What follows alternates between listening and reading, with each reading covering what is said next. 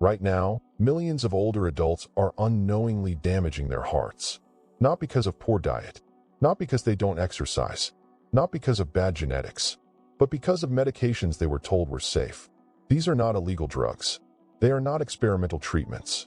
They are not rare prescriptions used only in extreme cases. They are common medications sitting in medicine cabinets all over the world. Medications doctors prescribe every single day. And here's what's deeply troubling.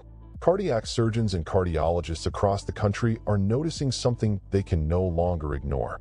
When they open the chest during surgery, they're seeing hearts that don't match the patient's age. Hearts that should be relatively strong are weak. Heart muscle is inflamed. Dangerous rhythm problems appear without explanation. And when they trace the patient's medical history backward, the same medications appear again and again. Now the research is catching up. Major institutions, including leading cardiac centers in the United States and Europe, are confirming what these surgeons have been witnessing firsthand. Certain medications commonly prescribed to older adults are causing measurable, documented heart damage. We are not talking about rare side effects that happen to one person out of a million. We're talking about significant cardiovascular risks affecting large numbers of people. Some of these drugs increase heart attack risk by over 40%. Others double, or even triple, the risk of dangerous heart rhythm disorders. And the most alarming part? Many patients have no idea they're at risk.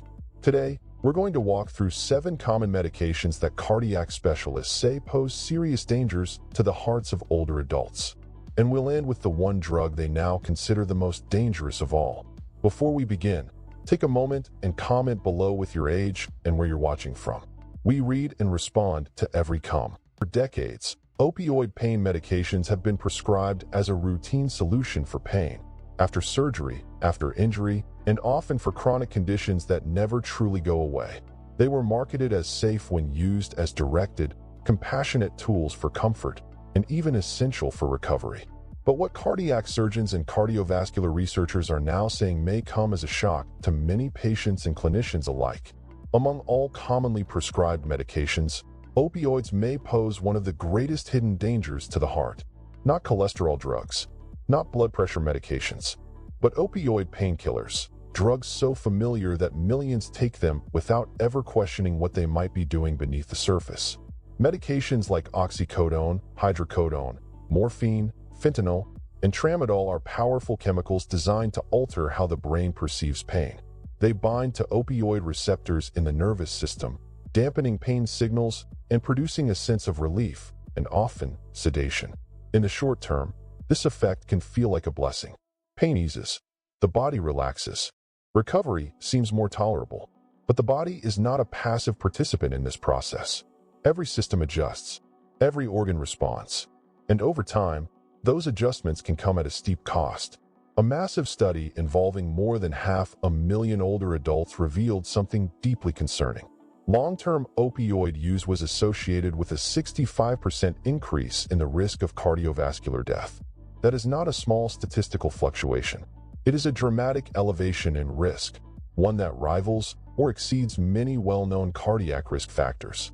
And yet, this information remains largely absent from everyday conversations about pain management. To understand why opioids are so dangerous to the heart, we need to look beyond pain relief and into the body's most fundamental survival systems. One of the most immediate effects of opioids is respiratory suppression. These drugs slow breathing. They make each breath shallower, quieter, less efficient. Oxygen levels in the blood begin to fall, sometimes subtly, sometimes dangerously. The heart, which depends on a constant supply of oxygen to function, is suddenly forced to work under stress. Over time, repeated episodes of low oxygen, even mild ones, can weaken heart muscle, promote arrhythmias, and increase the risk of sudden cardiac events. But the damage doesn't stop there.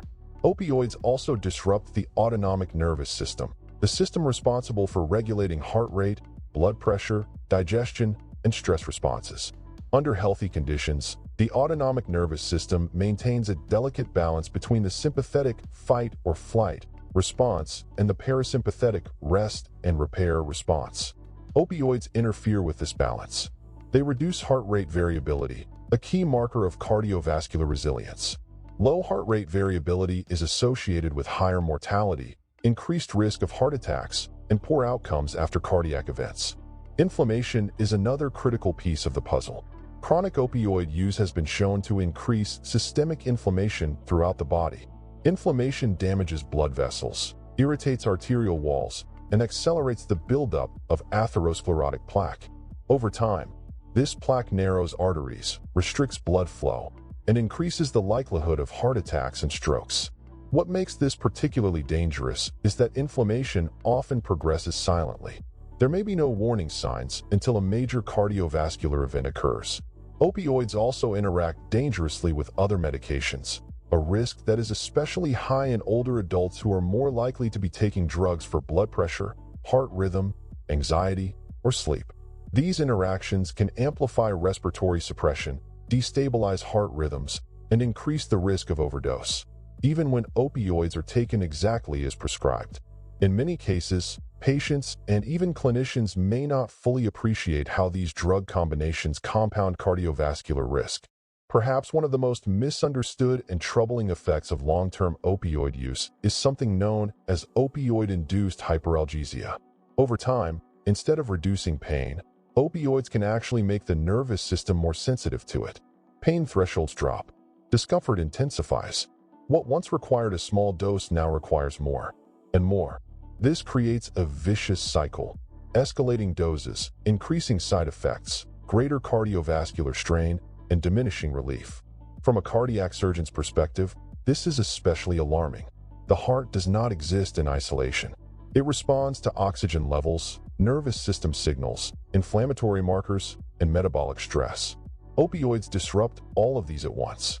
Surgeons increasingly report that patients with long-term opioid exposure have poorer surgical outcomes, slower recoveries, higher complication rates, and increased mortality, even when the surgery itself is technically successful. And yet, pain is real.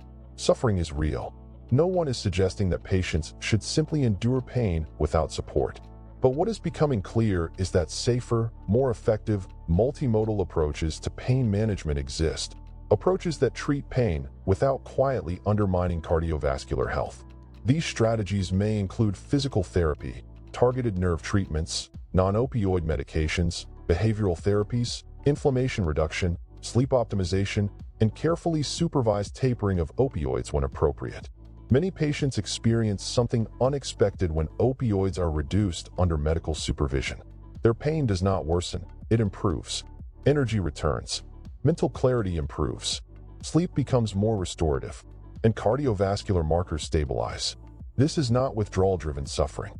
It is recovery from a medication that was never designed for long-term use. The conversation around opioids is slowly changing, but not fast enough.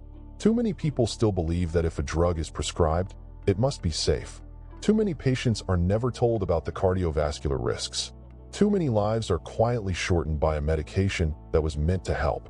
So the next time pain relief is discussed, the most important question may not be, does this reduce pain? But rather, what is this doing to the heart, day after day, year after year? Because the most dangerous medication may not be the one that causes immediate harm. It may be the one that works so quietly, so routinely, that no one notices the damage until it's too late. Number 2 is deeply concerning, and it's something that rarely gets the attention it deserves, especially when it comes to the care of older adults. Across hospitals, nursing homes, assisted living facilities, and even private homes, antipsychotic medications are routinely prescribed to elderly patients. Often, they are not given for schizophrenia or severe psychosis, but instead for agitation, restlessness, confusion, sleeplessness, or behavioral symptoms related to dementia. These medications are frequently presented as a solution, something to calm, to manage, to make care easier. But behind that promise lies a reality that is far more troubling, and in many cases, far more dangerous. Antipsychotic drugs were never designed for the aging brain. They were developed decades ago to treat severe psychiatric illness, not the fragile neurological changes that come with aging or dementia. Yet today, they are commonly used as a quick fix when an older adult becomes difficult to manage. A patient is pacing. They're calling out. They're anxious. They're confused. And instead of asking why, instead of addressing pain, fear, loneliness, infection, or environmental stress, a prescription pad comes out. A pill is given, and the consequences can be life-altering or life-ending. Large population studies have repeatedly shown that antipsychotic medications significantly increase the risk of death in elderly patients. In fact, the risk is nearly doubled compared to those not taking these drugs. Let that sink in. Nearly double. These are not rare complications. These are not isolated cases. These are well-documented outcomes observed across thousands and thousands of patients. And the most disturbing part is that many of these deaths occur suddenly, often without warning, and most commonly from cardiac causes. These medications can disrupt the heart's electrical system. They interfere with normal heart rhythm, increasing the risk of dangerous arrhythmias that can strike without notice. An older adult may go to bed seemingly fine, only to suffer sudden cardiac arrest in the middle of the night. Families are left shocked, confused, and grieving, often without ever being told that a medication intended to help may have played a role. But the heart is only part of the story. Antipsychotics profoundly alter metabolism. They can cause rapid weight gain, insulin resistance, and dangerous changes in blood sugar levels. In older adults, many of whom already have diabetes or prediabetes, this metabolic disruption can push the body beyond its limits. Blood sugar swings become more extreme. Dehydration becomes more likely. Weakness sets in, and with weakness comes instability. Blood pressure is another silent casualty. These drugs can cause sudden drops in blood pressure, especially when standing. This condition, known as orthostatic hypotension, can turn a simple act, like getting out of a chair, into a life-threatening event. A dizzy spell, a fall, a broken hip, a head injury. And for older adults, a fall is often not just a fall. It is the beginning of a rapid decline, a cascade of complications that many never recover from. Falls are one of the leading causes of injury and death in the elderly, and antipsychotic medications significantly increase that risk. They slow reaction time. They cause sedation. They dull awareness. A person who once walked confidently may suddenly shuffle. Someone who was alert may become groggy, unsteady, disconnected from their surroundings. And when the fall happens, the medication is rarely blamed. It's chalked up to age, frailty, bad luck, but the drug remains. There is also the profound neurological impact. Antipsychotics block dopamine, a chemical essential not only for mood and thought, but for movement. In older adults, this can lead to symptoms that look strikingly similar to Parkinson's disease: stiffness, tremors, slowed movement, and facial masking. These changes can become permanent, even after the drug is stopped. What began as a temporary measure can result in irreversible loss of mobility and independence. For patients with dementia, the risks are even higher. The aging brain is already vulnerable, already struggling with communication and perception. Antipsychotics further blunt cognition. They increase confusion. They worsen memory. They can accelerate functional decline. A person who once recognized family members may lose that ability more quickly. A patient who could still feed themselves may suddenly need total assistance. The very behaviors these drugs are meant to control often worsen over time, creating a cycle of increasing doses and increasing harm. And yet, despite all of this, these medications continue to be widely used. Why? Because they are convenient. Because they are fast. Because they reduce behaviors that are challenging for caregivers and institutions to manage. In overstretched systems with limited staffing and resources, medication can feel like the only option. But convenience should never outweigh safety, and ease of care should never come at the cost of a human life. It's important to understand that these dangers are not hidden. The risks are so significant that antipsychotic medications carry black box warnings, the strongest warning the FDA can require. These warnings explicitly state that elderly patients with dementia-related psychosis treated with antipsychotic drugs are at an increased risk of death. This is not speculation. This is not debate. This is official, documented, regulatory acknowledgement of harm. And yet, prescriptions continue, often without full discussion, often without informed consent. Families may not be told that the drug increases the risk of sudden death. They may not be told that it can worsen mobility, cognition, or quality of life. They may simply be told, this will help calm them, or this will make things easier. Easier for whom? This raises a difficult but necessary ethical question. Are we treating symptoms for the patient's benefit, Or are we managing behaviors for the system's convenience? Agitation and restlessness in older adults are not random. They are forms of communication. Pain, fear, hunger, loneliness, sensory overload, infection, medication side effects, a change in routine, a loss of autonomy. When these underlying causes are ignored and behavior is chemically suppressed, the person's voice is silenced, but the problem remains. Non-drug approaches are not only safer, they are often more effective when done properly.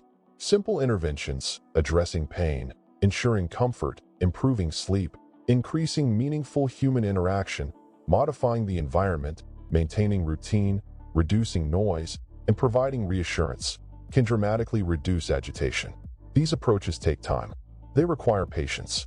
They require training and staffing. But they honor the dignity and humanity of the person being cared for. Music therapy, for example, has been shown to reduce agitation and anxiety in dementia patients. Gentle touch, familiar objects, and consistent caregivers can provide a sense of safety. Even something as basic as ensuring proper lighting and reducing shadows can prevent fear and confusion. Treating constipation, dehydration, or urinary infections can eliminate behaviors that might otherwise be labeled as psychiatric. None of this is to say that antipsychotics should never be used.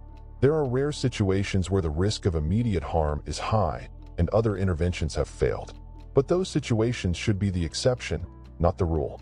The lowest possible dose should be used for the shortest possible time, with ongoing reassessment and a clear plan for discontinuation. Unfortunately, that is not how these drugs are often prescribed in real-world settings. Once started, they tend to continue. Refills are written. The medication becomes part of the chart, unquestioned. The original reason for prescribing it may be long forgotten, but the drug remains, quietly increasing risk day after day, month after month. For families, this is especially painful. Many assume that if a medication is prescribed, it must be safe. They trust the system. They trust the professionals. And when something goes wrong, they are left with questions they never knew to ask. Could this have been prevented? Was there another way? Why wasn't I told? Awareness is the first step toward change. Asking questions matters. Understanding risks matters. Advocating for non-drug approaches matters. Older adults deserve care that prioritizes their safety, their dignity, and their quality of life, not just their manageability. Because at the end of the day, these are not just statistics.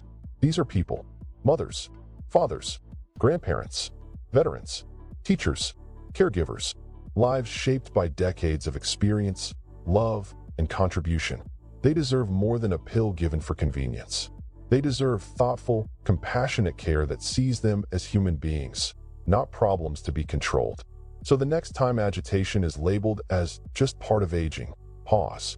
The next time a medication is offered as the first solution, ask why. And the next time someone says, this will help, remember to ask the most important question of all, at what cost? Because sometimes, the most dangerous drugs are not the ones that sound extreme. They're the ones we've grown comfortable giving without thinking twice. Number 3 involves medications many people assume are harmless. Medications so common they're often taken without a second thought. Medications that sit quietly on nightstands all over the world. Sleep medications. Drugs like zolpidem and esopacolone are routinely prescribed for insomnia, and for many people, they feel like a lifeline. When sleep won't come, when the mind won't shut off, when exhaustion becomes unbearable, these pills promise relief. They promise rest. They promise control. And for a short time, they often deliver exactly that. But beneath that promise is a growing body of evidence suggesting that the long-term consequences of these medications may be far more serious than most people realize. Insomnia is incredibly common. Millions of adults struggle to fall asleep, stay asleep, or wake feeling restored. In a culture that glorifies productivity and undervalues rest, poor sleep has almost become normalized. When someone finally asks for help, the fastest solution is often a prescription. Sleep medications are easy to write, easy to take, and easy to trust. After all, they're prescribed by doctors, approved by regulators, and widely used. That creates a sense of safety. But safety is not the same as harmlessness, and this is where the story begins to change. Large observational studies have consistently found that long-term use of common sleep medications is associated with a significantly increased risk of death from all causes. That includes cardiovascular death. These findings aren't coming from isolated reports or fringe theories.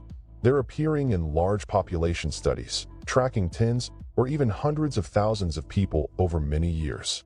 Again and again, the pattern is the same.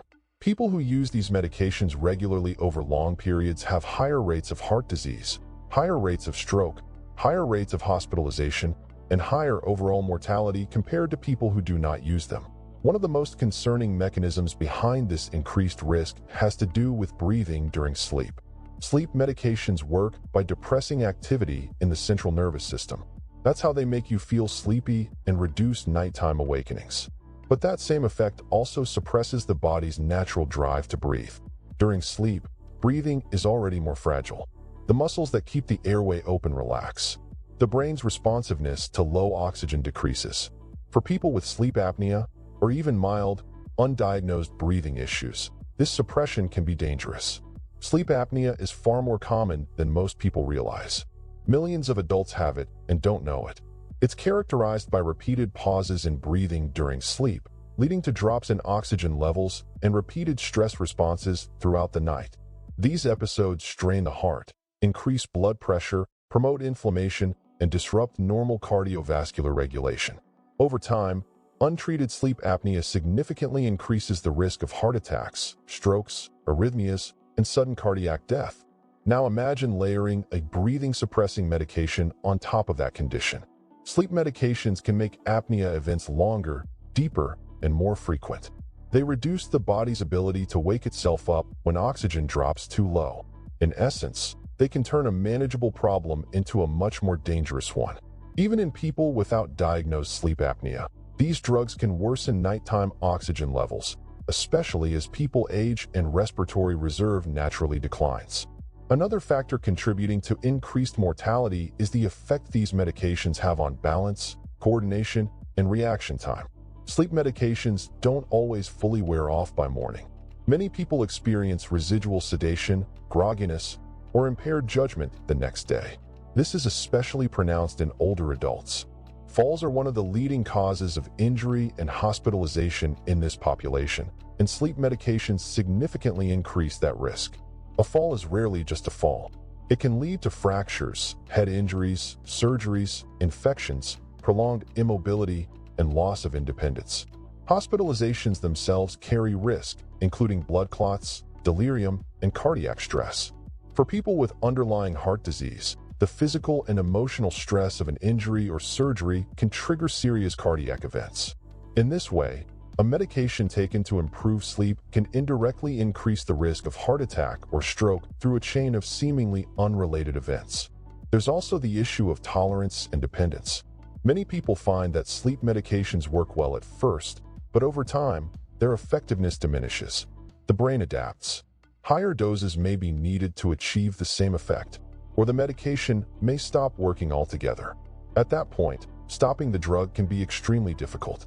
Rebound insomnia can be severe, leading people to feel trapped, believing they cannot sleep without the medication. This cycle can lock individuals into long-term use, even when the risks outweigh the benefits. Beyond the physical effects, these medications can alter the architecture of sleep itself. Natural sleep is not just about being unconscious. It's a complex, dynamic process involving cycles of light sleep, deep sleep, and REM sleep. These stages play critical roles in memory consolidation, emotional regulation, immune function, and cardiovascular health. Many sleep medications increase total sleep time, but reduce the amount of restorative deep sleep and REM sleep. So while people may be asleep longer, the quality of that sleep is often poorer. This raises an important question. If a medication helps you sleep, but undermines the very processes that make sleep restorative, is it truly helping? Or is it masking a deeper problem while introducing new risks? Contrast this with non-drug approaches, particularly cognitive behavioral therapy for insomnia or CBTI. CBTI doesn't sedate the brain. It retrains it. It addresses the thoughts, behaviors, and habits that perpetuate insomnia. It helps people rebuild a healthy relationship with sleep, reduce nighttime anxiety, and restore normal sleep drive. Study after study has shown that CBTI is more effective than sleep medications in the long term. Its benefits persist long after treatment ends, without the risks associated with drugs. CBTI doesn't suppress breathing. It doesn't increase fall risk. It doesn't distort sleep architecture. And it doesn't carry a risk of dependence. Yet despite this, it's underutilized, often because it requires more time, more effort, and more education than writing a prescription. In a healthcare system designed for speed rather than sustainability, medications often win by default. None of this means that sleep medications never have a role. Short-term use, in carefully selected situations, can be appropriate. Acute stress, temporary sleep disruption, or severe short-term insomnia may warrant pharmacologic support. The danger lies in long-term, habitual use without reevaluation, without addressing underlying causes, and without considering safer alternatives. Sleep is foundational to health. It influences blood pressure, glucose regulation, immune function, hormone balance, and mental well-being. Anything that interferes with sleep physiology can have far-reaching consequences. When we treat sleep as something to be chemically overridden rather than carefully restored, we risk solving one problem while quietly creating many others. So the real issue isn't just about sleep medications. It's about assumptions. The assumption that common means safe. The assumption that prescribed means harmless. The assumption that if something helps us feel better now, it must be helping us in the long run. History has shown us again and again that these assumptions are often wrong. If you or someone you care about relies on sleep medication every night, this isn't about fear or blame. It's about awareness. It's about understanding that there may be safer, more effective ways to improve sleep that don't carry hidden risks to the heart, the brain, and overall longevity. It's about asking better questions and demanding better solutions. Because sleep should restore life, not shorten it. And here's the question worth sitting with tonight. The one most people never ask before swallowing that pill and turning off the light. If the medication helping you sleep is quietly increasing your risk of never waking up, would you want to know? Or would you rather stay asleep to the danger? Heart disease is already the #1 cause of death in people with diabetes. And what many patients don't realize is that the medication meant to control blood sugar can sometimes quietly increase that risk. This isn't about fear, and it's not about blaming doctors or patients. It's about understanding how diabetes treatment has evolved, what the science has revealed over decades of research, and why one particular category of older diabetes drugs deserves closer attention today. Because when you're managing diabetes, every choice you make should be helping your heart, not working against it. Diabetes doesn't just affect blood sugar. It changes the entire cardiovascular system. High glucose levels damage blood vessels, increase inflammation, stiffen arteries, and accelerate plaque buildup. Over time, this creates the perfect environment for heart attacks, strokes, heart failure, and sudden cardiac death. That's why cardiovascular risk is always front and center in diabetes care. And that's why medication choice matters far beyond just lowering glucose numbers on a lab report. For decades, one of the most commonly prescribed classes of diabetes medications was sulfonylureas. These drugs have been around since the 1950s and were once considered a breakthrough in diabetes treatment. Medications like glyburide, glipizide, and glimepiride became staples in diabetes care because they were effective, inexpensive, and easy to prescribe. They worked by stimulating the pancreas to release more insulin, helping bring down high blood sugar levels quickly. On the surface, it seemed like a win. But as time went on, researchers began to notice something concerning. While sulfonylureas lowered blood sugar, patients taking them didn't always experience better long-term outcomes. In fact, when scientists started looking beyond glucose control and into cardiovascular events and mortality, troubling patterns began to emerge. Large population studies, some involving hundreds of thousands of patients, found that people using sulfonylureas had a significantly higher risk of cardiovascular death compared to those using newer diabetes medications. This raised an important question. How could a drug that lowers blood sugar increase the risk of dying from heart disease? The answer lies in how sulfonylureas work inside the body. These medications force the pancreas to release insulin regardless of whether the body actually needs it at that moment. This constant stimulation can lead to episodes of hypoglycemia or low blood sugar, which may seem mild, but can be extremely dangerous for the heart. During hypoglycemia, the body releases stress hormones like adrenaline and cortisol. Heart rate increases, blood pressure spikes, and the heart muscle is forced to work harder under unstable conditions. For someone already at risk of heart disease, this repeated stress can be deadly. Low blood sugar isn't just uncomfortable. It's a cardiovascular event waiting to happen. Severe hypoglycemia has been linked to arrhythmias, heart attacks, and sudden cardiac death. Even mild or moderate episodes, especially when they occur frequently, can weaken the heart over time. And sulfonylureas are notorious for causing hypoglycemia, particularly in older adults, people with kidney disease, or those who don't eat consistent meals. But hypoglycemia isn't the only concern. Sulfonylureas also interact directly with potassium channels in heart cells. These potassium channels play a critical role in regulating heart rhythm and protecting the heart during times of stress, such as reduced oxygen supply. By interfering with these channels, sulfonylureas may impair the heart's natural defense mechanisms, making it more vulnerable to ischemia and arrhythmias during a heart attack. There's also evidence suggesting that sulfonylureas may contribute to accelerated atherosclerosis, the process by which plaque builds up inside arteries. Chronic insulin overstimulation can promote weight gain, increase insulin resistance over time, and worsen metabolic stress. All of these factors fuel inflammation and plaque formation in blood vessels, further increasing cardiovascular risk.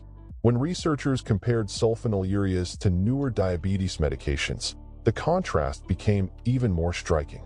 Modern drug classes like GLP-1 receptor agonists and SGLT2 inhibitors don't just lower blood sugar, they actively protect the heart. Large randomized controlled trials have shown that these newer medications reduce the risk of heart attacks, strokes, hospitalization for heart failure, and cardiovascular death in people with type 2 diabetes. This was a turning point in diabetes care. For the first time, medications weren't just neutral with respect to the heart, they were beneficial. Some drugs reduced inflammation, others improved blood vessel function, lowered blood pressure, reduced body weight, and decreased strain on the heart and kidneys. In contrast to sulfonylureas, these newer medications work with the body rather than forcing it into constant insulin release. Yet despite this growing body of evidence, sulfonylureas are still widely prescribed today. Cost plays a role, as these older drugs are inexpensive and often covered by insurance without restrictions. Habit plays a role too, as many clinicians trained during an era when sulfonylureas were considered standard therapy. And sometimes, patients simply aren't told that safer alternatives exist. This doesn't mean sulfonylureas should never be used. In some cases, they may still have a role, particularly when other medications are not accessible. But what's important is informed decision-making. Patients deserve to know not just whether a drug lowers blood sugar, but how it affects long-term health, quality of life, and survival. If you're living with diabetes, especially type 2 diabetes, your heart health should be part of every treatment conversation. Managing diabetes isn't just about hitting an A1C target. It's about reducing the risk of complications that shorten life and diminish its quality. And cardiovascular disease is the most serious of those complications. The science is clear. Not all diabetes medications are created equal. Some merely control glucose. Others protect vital organs. And some, particularly older medications like sulfonylureas, may carry risks that outweigh their benefits for certain patients. What makes this especially important is that diabetes itself already raises cardiovascular risk significantly. When you add a medication that further stresses the heart, even subtly, the cumulative effect can be dangerous. This is why major diabetes and cardiology guidelines now prioritize medications with proven cardiovascular benefit for patients with type 2 diabetes, particularly those with existing heart disease or risk factors. Number 5 on the list might surprise you, not because it's rare or experimental, but because it's one of the most commonly used drug categories in the entire world. These medications are so familiar that many people don't even think of them as drugs anymore. They're in medicine cabinets, purses, glove compartments, and bedside drawers. They're taken for headaches, joint pain, muscle soreness, back pain, and arthritis. They are recommended casually, shared freely, and often assumed to be harmless. They are non-steroidal anti-inflammatory drugs, better known as NSAIDs. This group includes household names like ibuprofen, naproxen, diclofenac, and several others. For decades, NSAIDs have been praised for their ability to reduce pain and inflammation, making daily life more manageable for millions of people, especially older adults dealing with chronic conditions like osteoarthritis and rheumatoid arthritis. But beneath their familiar labels and over-the-counter availability lies a much more complicated and concerning story, one that many people, including long-term users, have never been told. To understand why NSAIDs are so widely used, it helps to understand how effective they really are. These drugs work by blocking enzymes called cyclooxygenases, or COX enzymes, which play a key role in producing prostaglandins. Prostaglandins are substances in the body that promote inflammation, pain, and fever. By reducing prostaglandin production, NSAIDs can significantly relieve pain, decrease sweating,